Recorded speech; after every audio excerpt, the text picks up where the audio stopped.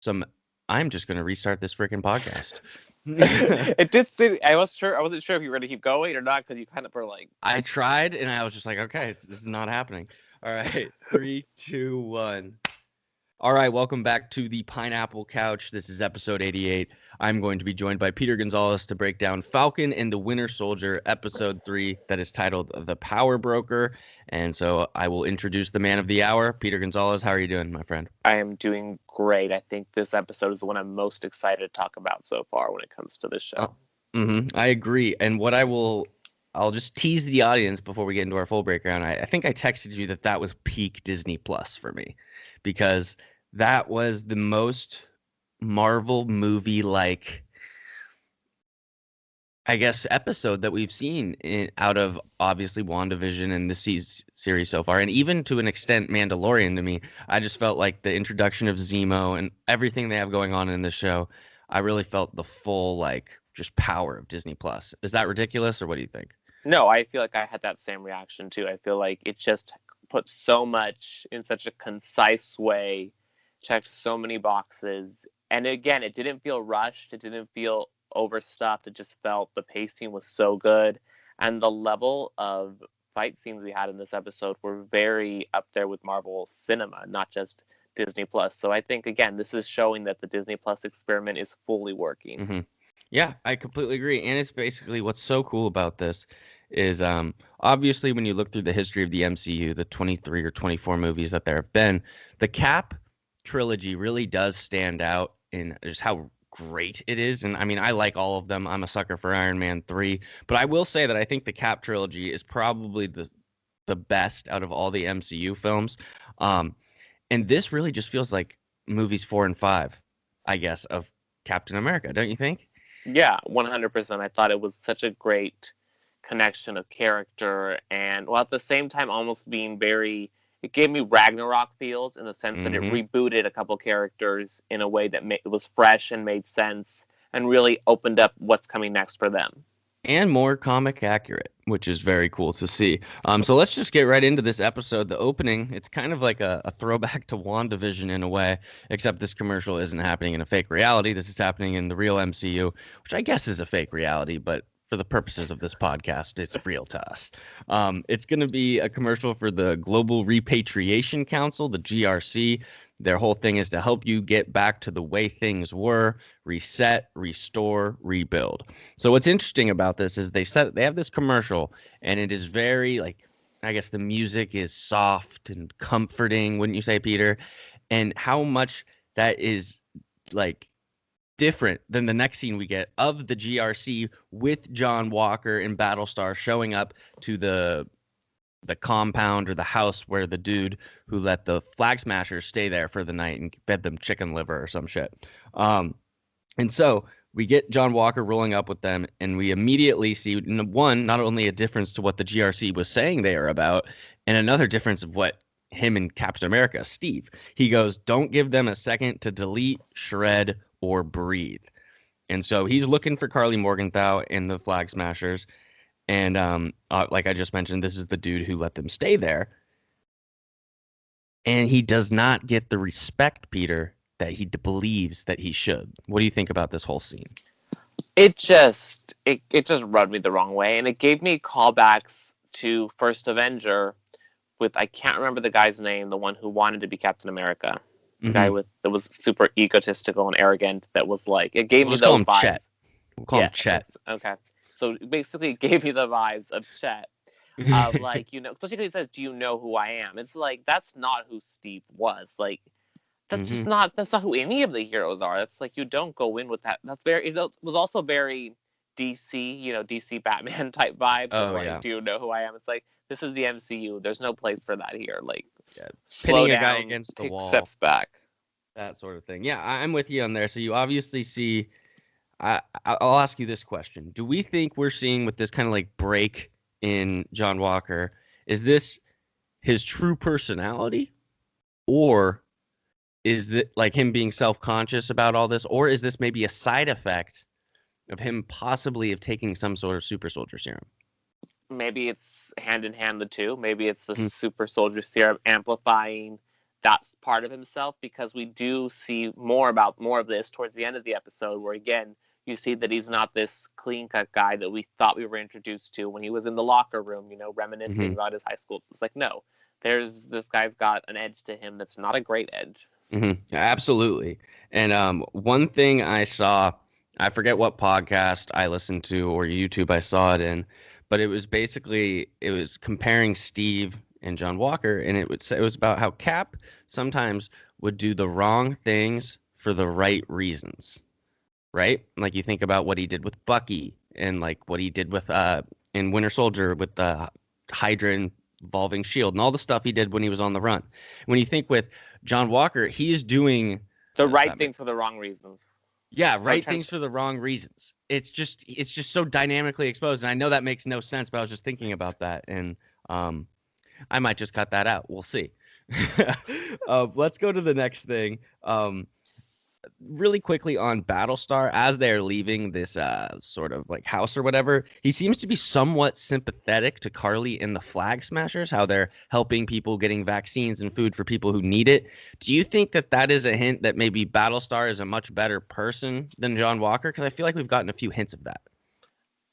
As you say that, it kind of makes me think that yes, and it kind of calls a parallel between the Flag Smashers, and there is a scene later in the episode we'll talk about where Carly does something similar to the lines that John was crossing. So her guy that's with her, whose name I cannot remember. Yeah.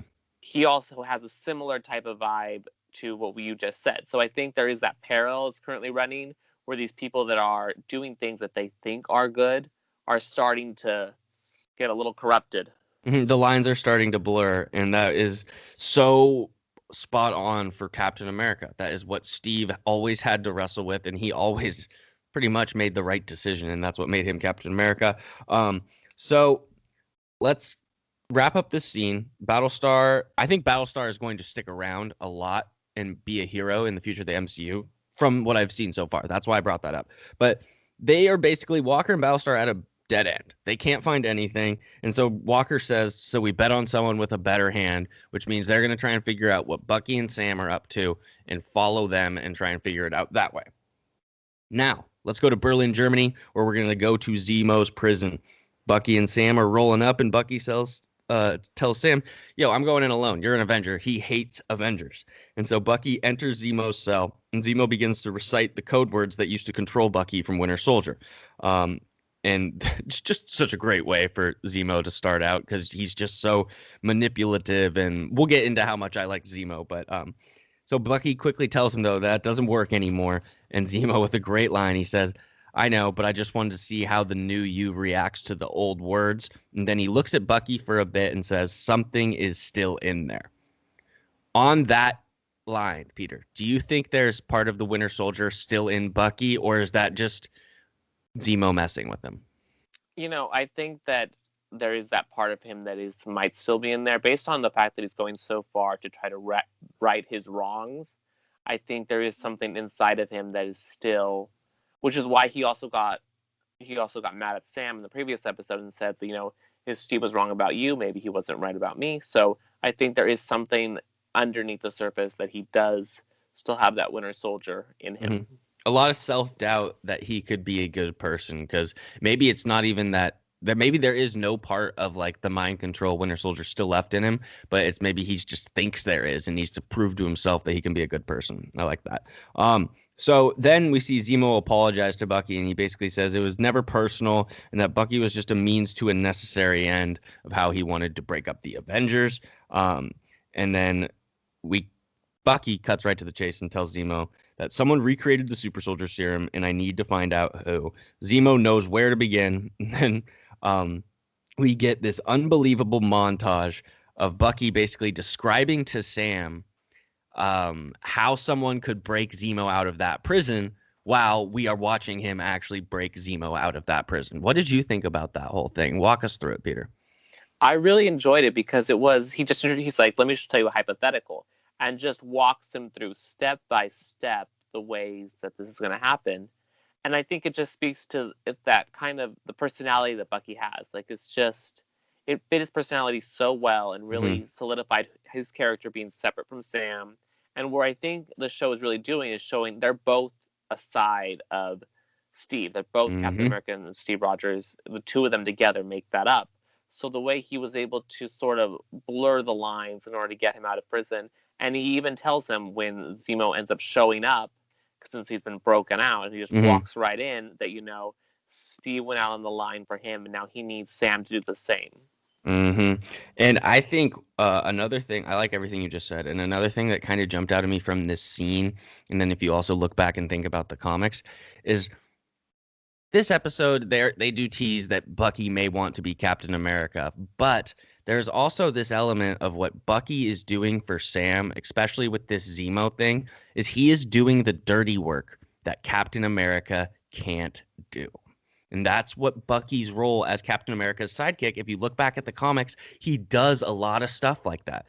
There are certain situations that Steve Rogers, Captain America, cannot do. He cannot get caught for. He cannot be associated with it. Like Sam, if he wants to be Captain America, cannot be linked to breaking, like he cannot be the one who breaks Zemo out of prison. Bucky can do the dirty work because he has that reputation. What do you think about that?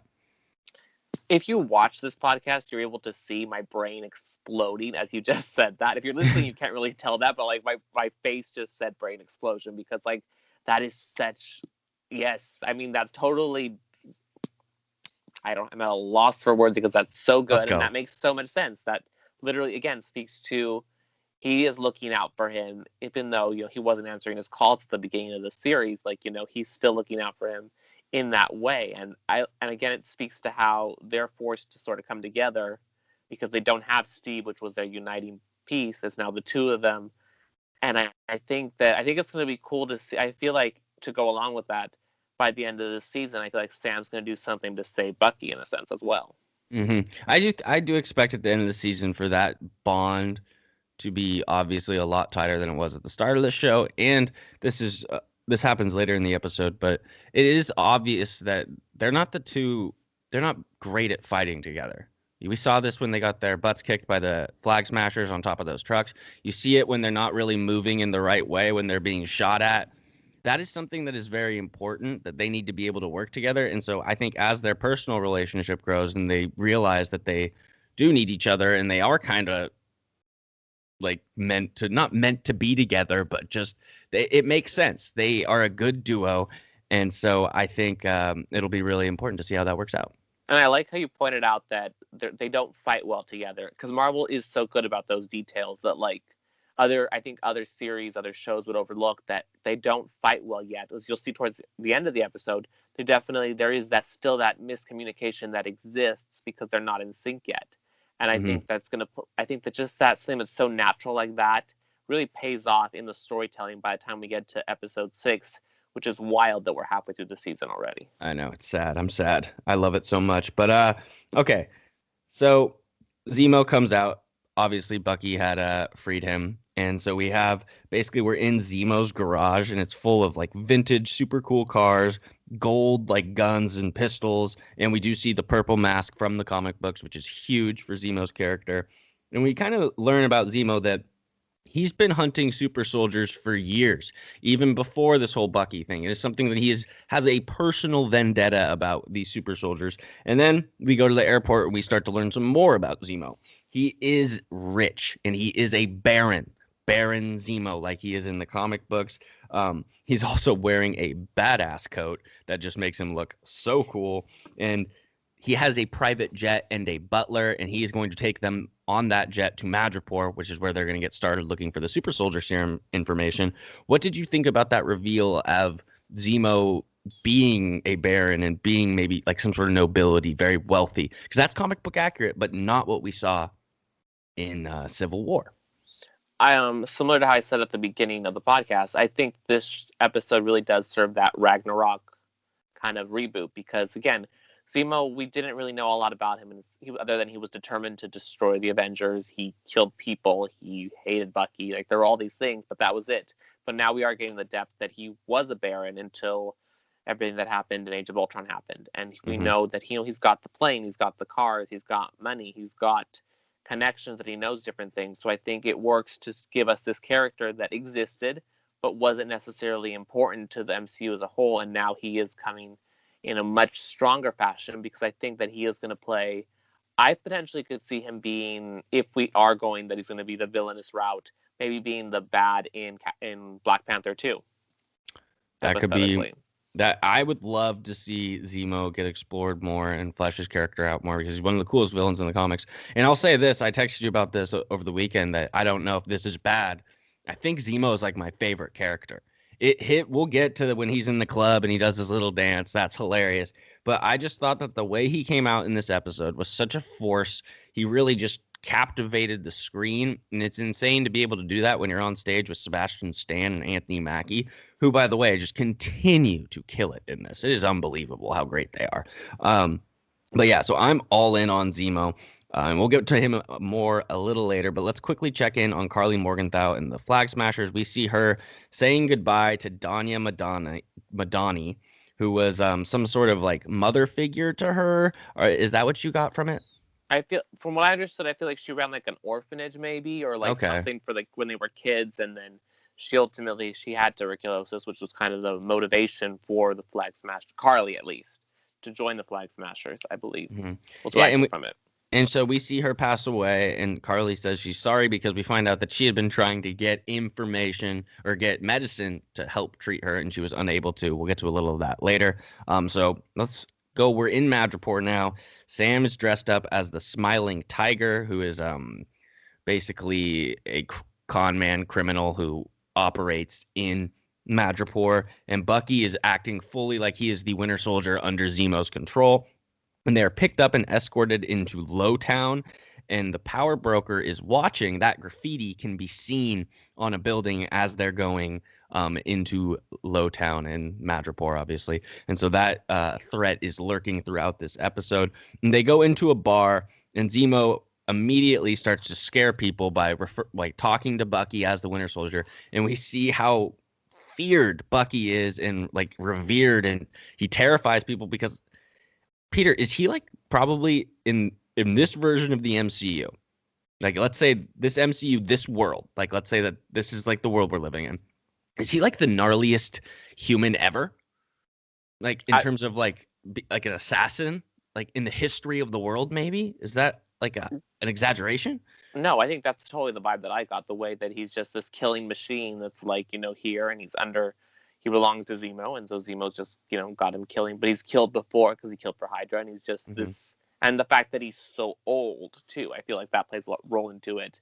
And I mean, I think that's why he is basically this revered figure of like, we don't mess with them. And it's just, but again, it's like he's this, at least right now, the Winter Soldier that he's playing is this soulless, just machine that's going out there. Yeah, and so Zemo is using that reputation that the Winter Soldier has to his advantage to kind of manipulate the situation. He goes to the bartender. They say they want to speak to Selby. Falcon ends up having to take a shot, which some sort of liquor and snake guts. Credit to him. I would never be able to do that. That looked terrible. So shout out to my guy Falcon because I don't know who could do that. But that basically proves that he is the Smiling Tiger. And then some dude comes up to Zemo and tells him he isn't welcome here and Power Broker doesn't want him here. And then we see people start to approach them, and Zemo unleashes Bucky, and he goes full on Winter Soldier, and he beats the shit out of so many people. And then in a very important part, Zemo looks at Sam and says, "Didn't take him long to fall back into form." What did you think about that line specifically? It kind of confirmed my suspicions, that he does have that in him, that he is the way he was able to do it. But at the same time, it was also kind of sad that he was able to slip in so quickly, because even when Sam asked him, "Are you good?" he kind of just nodded to him that he was okay. But like, I think that's starting to crack at him, I think, as we go forward, which is so sad because they do such a great job of portraying these characters that you can tell how they're feeling. The characters are feeling without saying anything. Exactly. And so after all that, Selby will, like the bartender tells them that Selby will see them now. And we do see in the bar somebody wearing a hood, and that is Sharon Carter keeping tabs on Bucky, Falcon, and Zemo. We knew she was going to show up in the show, and there she is. We'll get to her obviously a lot I'm more glad you later. caught that because I wasn't sure. I mean, I knew you would catch it, but I was like, is he going to mention it or is he not going to mention it yet? And so, I mean, I knew you would catch it because I totally caught it too. And I was like jumping in my seat, and it was just, I was ready. Yeah, I loved that. Well, that's what happens when you watch these shows like 6 or 7 times in 3 days. You just kind of turn into that's your life. So they want info on the soldier serum. That is why they're talking to Selby here in Madripoor. And during all this, everything's going well, and Sam's phone rings and it blows their cover because it's his sister calling him, and she calls him Sam.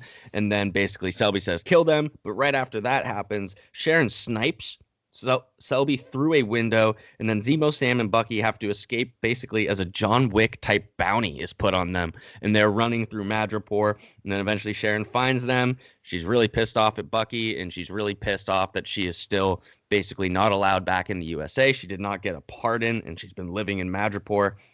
But we find out she's running some sort of art gallery in Uptown Madripoor, Hightown Madripoor, and that's where they go. I went over that pretty quickly. Peter, what was your impression of here's Sharon Carter for the first time, like other than just in the shadows? What'd you think of that? Real quick, though, I do want to touch on that. There is the scene where Zemo is going to give Selby the Winter Soldier. Oh, yeah. And he treats him like he's just like this doll or whatever. Like he's touching his face and just like he's this non-human entity. And it's like, because Bucky is present and alive, Bucky is obviously hearing these things and, feeling it all. So I'm curious if that's going to play a role going forward to his kind of balancing act with everything. And one thing I wasn't unsure of, and I even looked online, was she the one that killed Selby? I am led to believe that was Sharon. That's what I was thinking. So yeah, I didn't see that it was like confirmed anywhere. So I was like curious, but that's the vibe I got. It was interesting how Sharon just sort of shows up and she's a lot more hardened. Like in that first scene right away, she's not thrilled to see any of them. And it's like the last time we saw Sharon, she was saying goodbye, giving them the shield and, giving the wings. So it was very interesting to kind of see that entrance from her. Yeah. And I think at least what I picked up from Sharon, it seems like she wasn't blipped. And so she's been it's been a lot longer for her than it has been for Bucky or Sam since they've seen each other, which has also allowed her to build up her reputation in Madripoor. Potentially, because she runs an art gallery that has just tons of like real like Van Gogh paintings and all this stuff. Like I don't know much about art, but seemed like some legit stuff, right?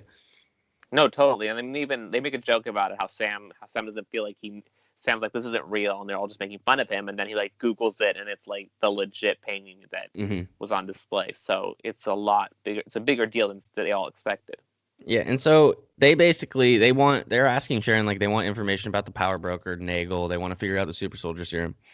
And weirdly, Sharon is like, you shouldn't be looking into this, like, blah, blah, blah. It's not safe, all this stuff.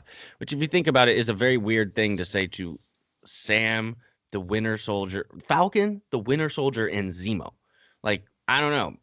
They should be worried about their safety. That's a pretty big statement, I think, to make. And so I'm starting to get some sketchier vibes from Sharon. We'll get to that in a little, but an agreement is made between Falcon and Sharon, like, hey, if you can get us this information, I will get you a pardon. And whether or not Sharon really believes that Falcon can do that or wants that, because we don't know about her motives, remains to be seen, but she does help and get that information.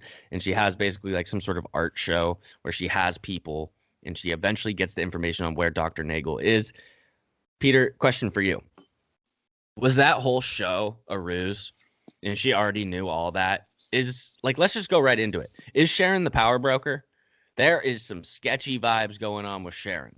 She knows exactly where everything is. It just seems too convenient. Yeah, when she got the information that quickly, that was a red flag. But when she was talking about how disillusioned she was with the whole shield, with Cap, again, these statements she was making were very not what I expected from Peggy Carter's niece, who built shield. This was, and I think again, it'd be so rad, honestly, if they do make Sharon the power broker, because it's coming out of nowhere.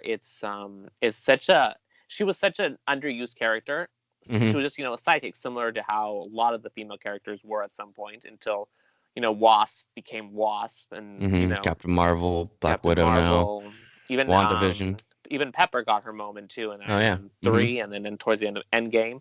So I think that it's an interesting way that they've again been able to use the blip as a way to reinforce new storylines for these characters that we were like so specific of who they were, and now it's like not at all. It's complete 180. So I think I would love to believe that she's the power broker. I think WandaVision has taught me to be more cautious Yeah. with my hopes and what I want out of the shows. But it just, there's too many.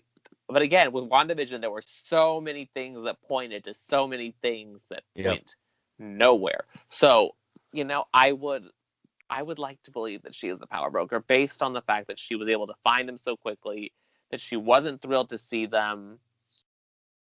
I think because in a sense, if she is the one that killed Selby, that activated the bounty on them, which would serve her need to get rid of them. Because at Mm-hmm. the end, well, I won't say that yet, but we'll get to that scene. Yeah. Well, I think one of three things is true. One of three things has to be true. Either she is the power broker, she is working for the power broker, or she is being forced to work for the power broker. Because there's too much smoke for there to not be a fire there. There's something going on, and we'll go and then we'll get to the other thing. So they go to this shipyard and they find Nagel. He's in some sort of like a shipping container that looks empty, and they go deeper in, and we find out about Nagel is that pre-blip he was working on a super soldier serum for the CIA, right? And Sharon was CIA. Yep, that is huge. I'm glad you said that. And then post blip, he comes back and he finds out that they basically aren't doing that anymore, and he is recruited by the power broker to restart this project here in Madripoor, where Sharon happens to be. Am I correct with that? Yes. Yep. Okay. 100%. And so things we learn about Nagel is one, he's stupidly confident when he's talking to Bucky, Sam, and Zemo. Like, I don't know what that dude thought was going to happen, but he ran his mouth like that was shocking seeing that dude talk back to them. But we find out about his serum that it doesn't make a physical appearance change. Like Cap's made him super buff, like Hulk's made him green, Abomination, and etc. So that's why Carly Morgenthau and the rest of the Flag Smashers look like relatively normal people. And while all this is going on, Peter, Sharon holds off like what, 20, 25 bounty hunters in a full like John Wick style. Here's another reason why she might be the power broker. Holy shit. That was insane. She's like throwing knives at people. She all of a sudden was just like a killer assassin. Like, I know she was badass in the other movies, but this seems to be like a new level, right? Oh yeah, 100%, because she had fought, the Winter Soldier a little bit with Natasha in Civil War, correct? That's the one? I think it was in Winter Soldier. Winter Soldier. I get them confused too. In one of them, she does have that. Yeah. So she kind of, there was this, hinting that she did have some sort of. Oh, actually, skills. It's Civil War. I think you're right. So there was hints at the fact that she had, this fighting skill to back it up. But this was just, it was up there for Marvel. Like, this fight scene was legit. And the fact that she took them all out by herself. Like, we haven't seen a character do something like this. Maybe Natasha did a couple of times. Mm-hmm. But, like, this was such a solidified moment of introduction. Like, this is not the same Sharon Carter, theoretically, either. Because she shot a couple of them, like, point blank. And it was I thought it was a dope scene, but very unexpected. Yeah, absolutely. And so as Sharon can't really hold them off any longer, she runs down in. And right as she runs down, Zemo kills Nagel. Because obviously Zemo does not like the super soldier serum process at all. And we see Sharon Carter say, doesn't she say, like, what did you do when she sees him dead? That was an interesting line that she said, because it was like, it beats the power broker theories, and it could also, like, I guess, not beat them if you want to go the route that she's not the power broker. But like, those of us that choose to believe that she's the power broker, she would be upset that he killed the guy that is basically recreating this stuff. But yeah, you got to question, like, she knows Zemo. Well, she did take Zemo's gun away, and he was able to find that gun to do it. So maybe that kind of solidifies the power broker thing, I guess, a little more for me. And so right after all of this dude, one of the bounty hunters, shoots a rocket launcher at the crate, one of the gnarliest rocket launchers I can remember. Holy crap. And so Sam, Bucky, and Sharon, they all survive, and they're holding off the attacks. And this is where I mentioned you kind of see Falcon and the Winter Soldier not really working that well together and kind of arguing, which, like we mentioned, they're going to need to get better at, and they probably will as the series develops. And we don't know where Zemo is during this time. And so, Peter, I have a question for you. When you were watching this for the first time, did you think of Zemo's gone? He said later, or did you think he was? What did you think was going to happen? I think because I'm so conflicted the entire time he's on screen, I'm like, is he going to stay with them? Is he going to betray them? Part of me was like, he's gone. And I was like, okay, so this is going to lead to his being a villain. I did not expect what happened next to happen. Mm-hmm. And it was my favorite moment ever on Disney Plus. Basically, Zemo shows up on a crate behind everyone with the Zemo purple mask from the comic books.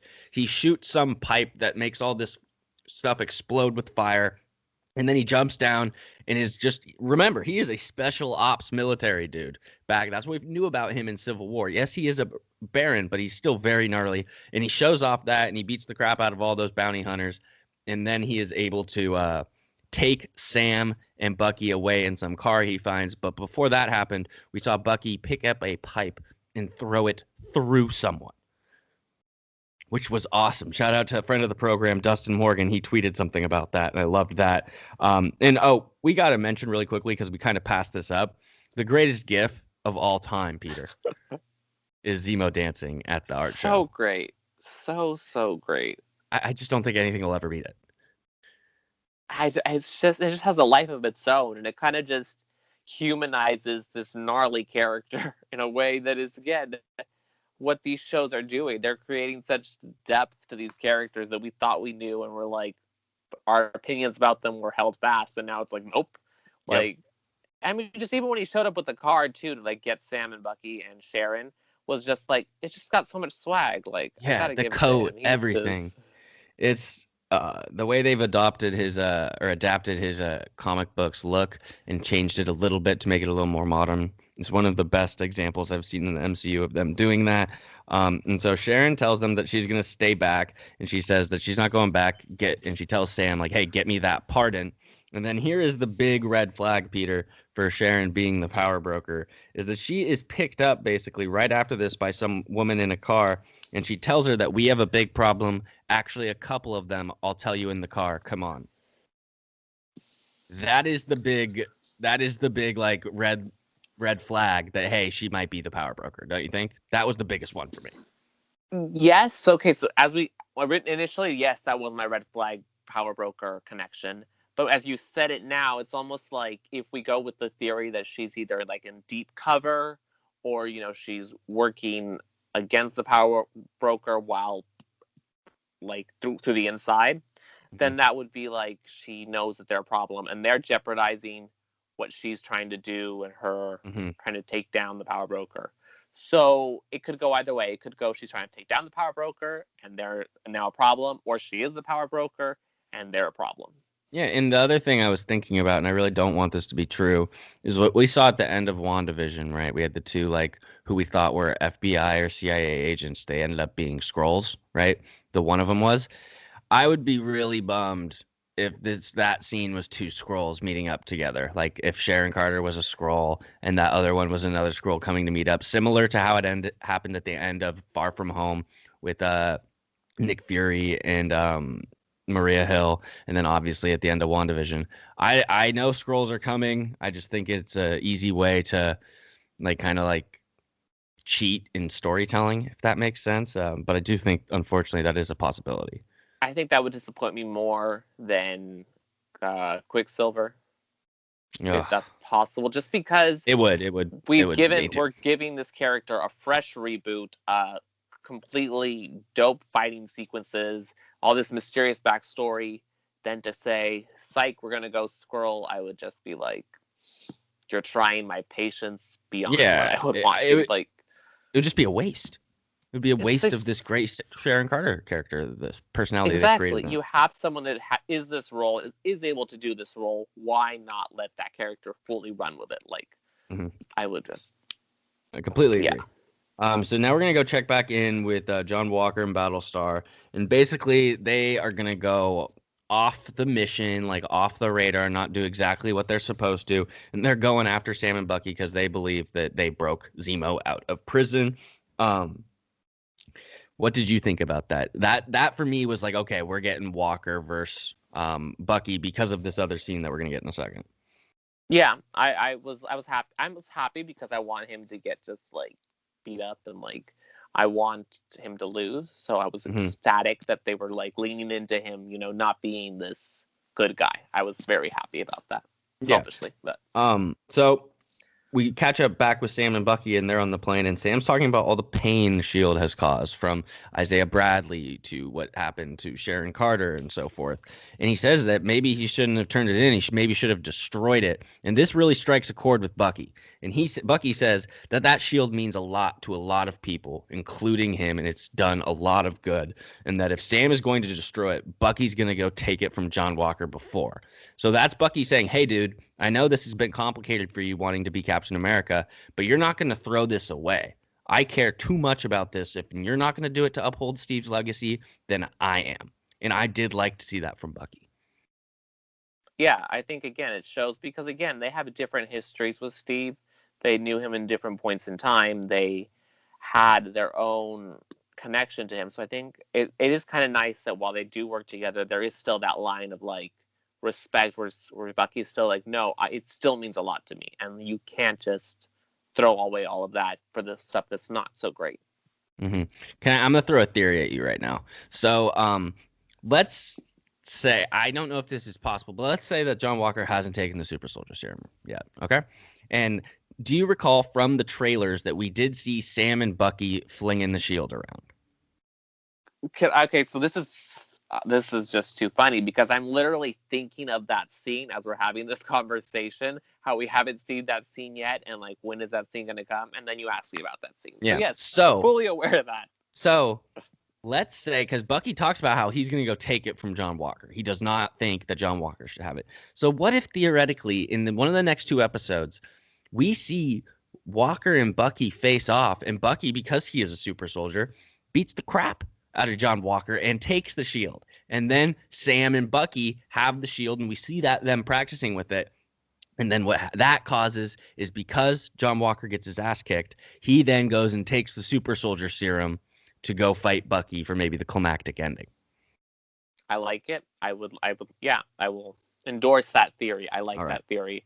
Let's go. It. I want to know whose house that is that they're going to go do it at. Maybe it's just Sam's house. I don't know, but I'm into that theory. Yeah, because it would be cool to see Sam's nephews interacting with Bucky. I gotta say, the idea of the Winter Soldier interacting with children, like if they were to go to Sam's family home and practice with the shield, I just think that would be hilarious. The emotionless Bucky talking to like funny kids, you know, like, well, there is a scene in the trailer where they are interacting, so we know that it's so it is, yeah. So I completely forgot that. So that's good. That's good. Okay, and we have a couple more things that happen in this episode. We do see the Flag Smashers. They're stealing stuff from some sort of base or whatever, and they're taking it because they say more people need it. Like, there's people who are less fortunate, and we see Carly Morgenthau cross a line for the first time. That one that I don't know if you can really go back on. She blows up the building. There's people inside there who are innocent, and she kind of like makes an excuse for herself to do it because it's like it's the only way we can get attention. So I thought that was a pivotal moment for the Flag Smashers and Carly Morgenthau. And before I ask you what you think about it, I just want to say the Flag Smashers are the most boring thing of all time. I love this show, and this is my favorite Disney Plus show probably so far. I just don't give a crap about the Flag Smashers. Am I wrong?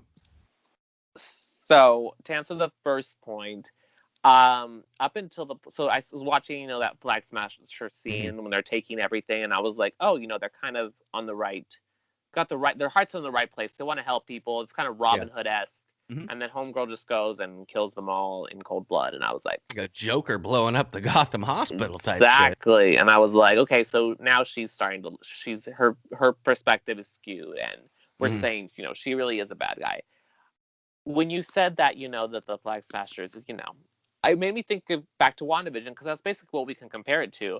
I never felt like when we left the main story of WandaVision, I was bored. I never felt like there was it wasn't up to the same level. So for the Flag Like Hayward Smashers, and stuff. yeah, like I never felt like totally like I agree. I'm bored. It was still feeding the main storyline.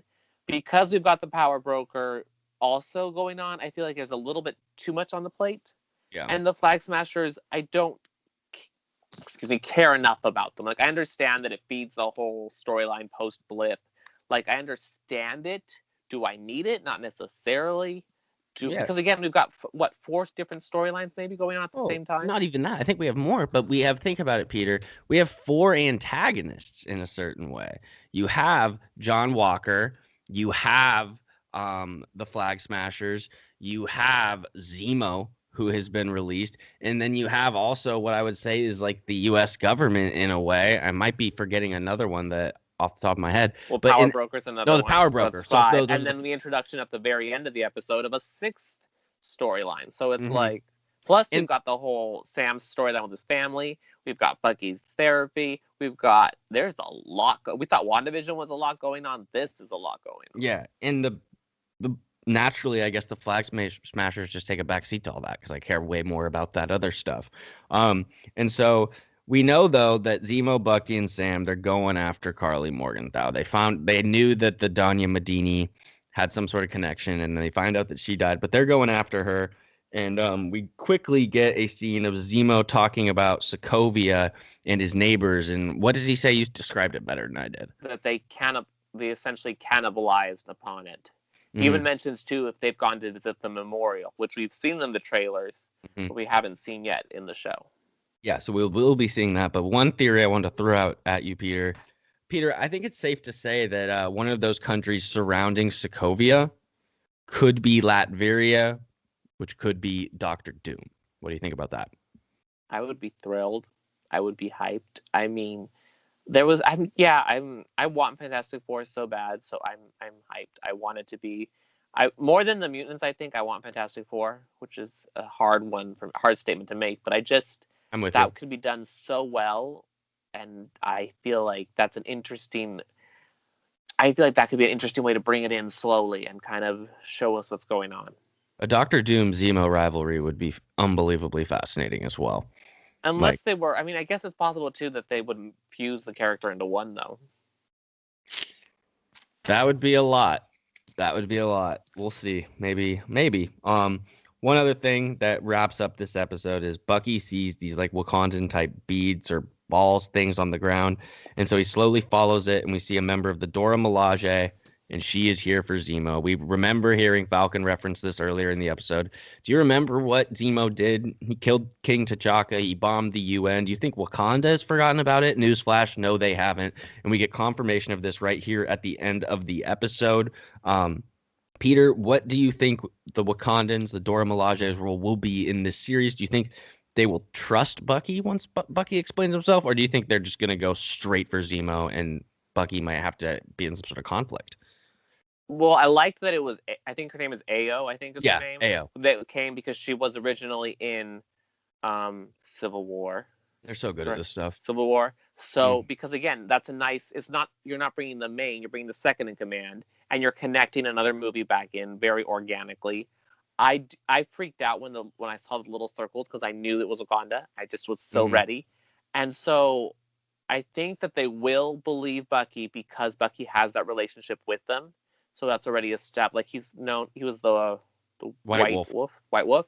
So I think they'll believe him, but Zemo killed the king. So that's a hard line that they're going to have to figure out what's going to happen. So I don't know if he's going to, I feel like it will bleed into Black Panther 2, which is in development. So and I love that too about these movies because this is what they do so well that DC does not. Like no shade to DC, but like I guess shade to DC. Well, yeah, because they all operate collaboratively in a way that everyone's aware of what's going on when it's relevant to their storylines. So I'm excited to see the introduction of Wakanda. Are we going to get some Wakanda fighters show up in to fight, some of these super soldiers? Because right now we've got 20 vials of the super soldier serum, and I think 10 have taken them, or is it 7? It's 8. 8. It was close.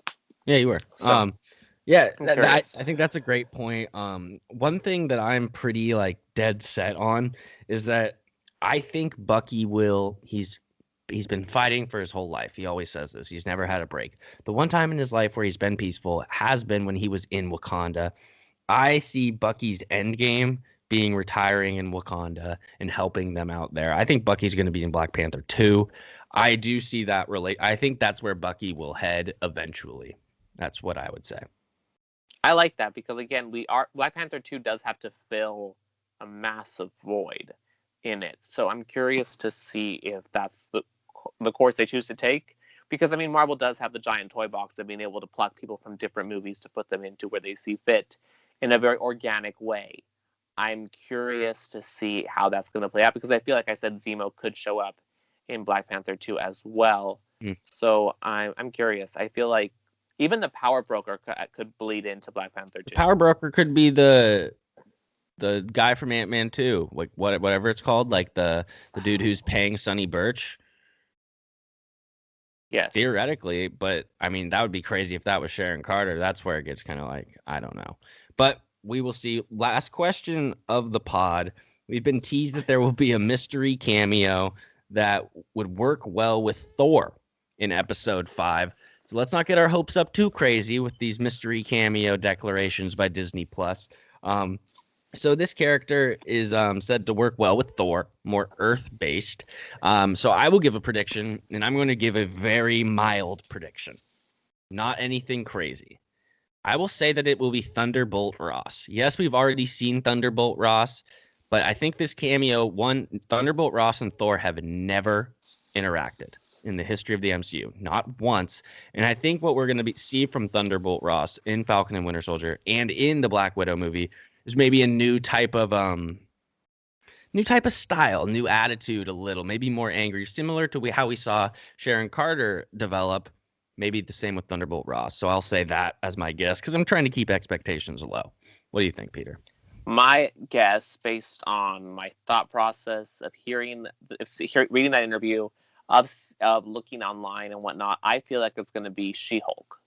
Ooh. I feel like because that is a coming series for Disney Plus, and this show is supposedly everything is supposedly it's going to launch 3 to 4 other Disney plus Marvel properties. So in a sense, I could see maybe She-Hulk, because correct me if I'm wrong, She-Hulk is a lawyer, correct? Yeah. Well, and She-Hulk is also Super Soldier Serum related. So I feel like that bleeds in perfectly to the fact that I think they are going to have to need a lawyer at some point based on what we're seeing. I feel like it's and again, would work well with Thor because Hulk worked well with Thor. So I feel like those things do line up. I mean, that would be so I'm cool. curious. That would be cool. I mean, now we're talking about lawyers. You know, what just popped up in my head is freaking Daredevil, because Matt Murdock is rumored to be in Spider-Man 3. So everybody's rumored to be in Spider-Man 3, and I'm so. I heard that the Pineapple Couch was rumored to be in Spider-Man 3. That's how many people are. You know. Peter, do we have anything else on episode 3, the halfway point of this great show, Falcon and the Winter Soldier? I think the halfway point is a very solid way to leave us in a halfway point, because I think 1 and 2 really built to episode 3 in a sense that we're starting to world build. It's definitely giving me the desire to travel when we're bouncing around so quickly to all these different places. I'm curious to see. We also forgot about Torres. Torres was just briefly alluded to this episode when they called him up, but he's still a character that we've got going on. And also, I totally just remembered Homeboy from the first episode. Rhodey? Well, not Rhodey, the bad guy. The guy that they had to rescue, the guy from. Batroc the Leaper. There we go. Batroc. Batroc. So it's like we have a lot of characters to go, and we got 3 episodes, which is interesting because these are, I mean, it's obviously the same amount of content as WandaVision, but again, that's a lot to cram into 3 episodes. It's the same. Unfortunately, the same sort of feeling going into the end of this. It's just like, how are they going to wrap all this up? WandaVision, it was not perfect, but they did a good job. It was a great show. So I'm very curious to see how they will wrap this up. But I do expect to see a lot of loose ends regarding like a Zemo, regarding a lot of this stuff. I do think that we'll see some loose ends, especially with like maybe Wakanda and Bucky. I don't know. Yeah, I think that in order for it to, because again, this show is another one that they said they wouldn't confirm that it wouldn't have a second season because they can't confirm that it wouldn't have a second season. I could see And this having a so second season. I feel like this show would work well in between different films as well to kind of be the bridge to connect things. Yeah, I love this. This is so great. All right, that's episode 3. 3 more. We'll be back next week. Thank you guys for listening. You can always check us out on YouTube as well. Hit the subscribe, leave a 5-star review, leave a question about Falcon and the Winter Soldier, and me and Peter will answer it. Peter, always a pleasure having you on, and have a great rest of your day. You too. I'm super excited for the next one. All right. We'll talk to you guys next time.